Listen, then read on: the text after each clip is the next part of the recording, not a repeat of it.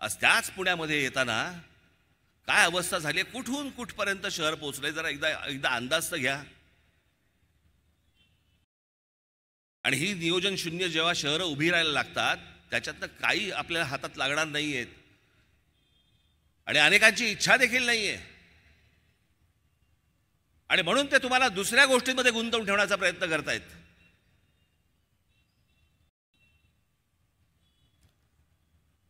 मी मागे सांगितलं होतं ना की ज्यावेळेला शरद पवार साहेबांनी ज्यावेळेला राष्ट्रवादी काँग्रेसची स्थापना केली 1999 साली,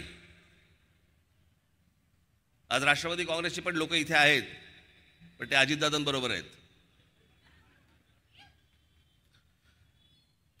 बाकी अनेक मतभेद असतील माझे अजित पवारांबद्दल, पण एक गोष्ट तुम्हाला निश्चित सांगतो, अजित पवार या माणसाने कधी जातीपातीचं राजकारण नाही केलं.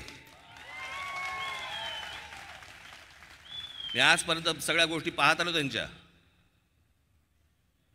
पण एका गोष्टी बाबतीत शरद पवार साहेबांबरोबर राहून पण त्यांनी कधी जातीपातीचं राजकारण केल्याचं आजपर्यंत मला आठवत नाही. आणि हे सगळं जे जातीपातीचं विष हे 1999 सालापासून जे कालवायला सुरुवात झाली आहे, इथे संभाजी पार्कमध्ये राम गणेश गडकरींचा पुतळा उखाडला गेला होता. अरे माहिती आहेत का ते कोण आहेत? राम गणेश गडकरी माहिती